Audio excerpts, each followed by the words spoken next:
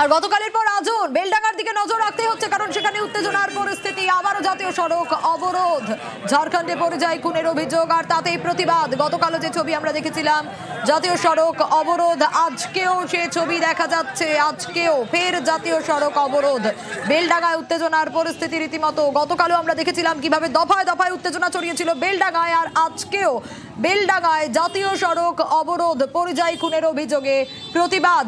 এখনকার ছবিটা ঠিক কি, আরো বিস্তারিত জানাতে পারবে প্রণব রয়েছে আমার সঙ্গে। প্রণব, যে আপডেট আমরা পাচ্ছি ঘটনাস্থলে হুমায়ুন কবির, এবং কালও আমরা দেখেছিলাম দফায় দফায় উত্তেজনার পরিস্থিতি, এখন কি অবস্থা?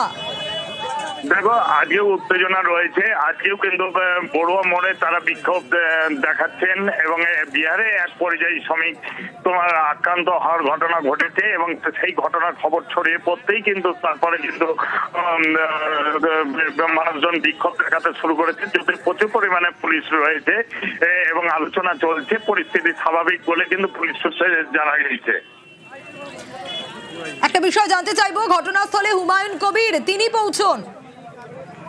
দেখো, গতকালকে রাত্রিবেলাতেও তিনি হুমায়ুন কবির এসেছিলেন।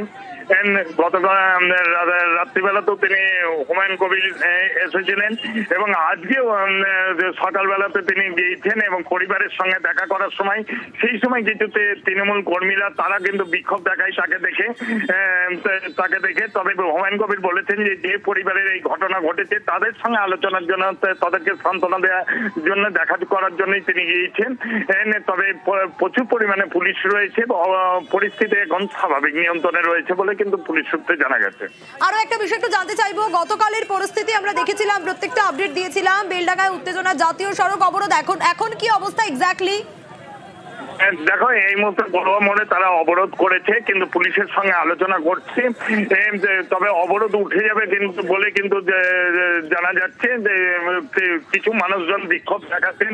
বিহারেও একজন পরিযায়ী শ্রমিককে মারধর করেছে এই অভিযোগ তুলে। তবে ইতিমধ্যেই কিন্তু গতকালকে প্রশাসনের পক্ষ থেকে ইতিমধ্যেই হেল্পলাইন তো করা হয়েছে এবং যে সমস্ত প্রতিশ্রুতি দেওয়া হয়েছিল প্রশাসনের পক্ষ থেকে, যে একটি হেল্পলাইন এবং সবসময় জেলা প্রশাসনের একটি কমিটি তৈরি করে তারা লিয়াজো মেনটেন করবে, সেই কমিটি ঘোষণা করা হয়েছে। প্রশাসনের এক ব্যক্তিকে দায়িত্ব দেওয়া হয়েছে এবং যদি কোথাও কোনো তোমার পরিযায়ী শ্রমিক আক্রান্ত হয় তাহলে সঙ্গে সঙ্গে জানালে প্রশাসন থেকে সেই ব্যবস্থা নেবে বলে কিন্তু জানানো হয়েছে।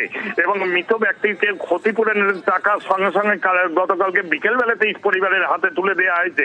এই নিয়ে কিন্তু তোমার পরিযায়ী শ্রমিকদের সঙ্গে আলোচনা করার জন্য ইতিমধ্যেই তোমার জেলা প্রশাসনের একটি কমিটি যেহেতু তৈরি করা হয়েছে এবং সেই কমিটি কিন্তু কাজ করছে বলে কিন্তু প্রশাসন সূত্রে বলা হয়েছে। বেশ।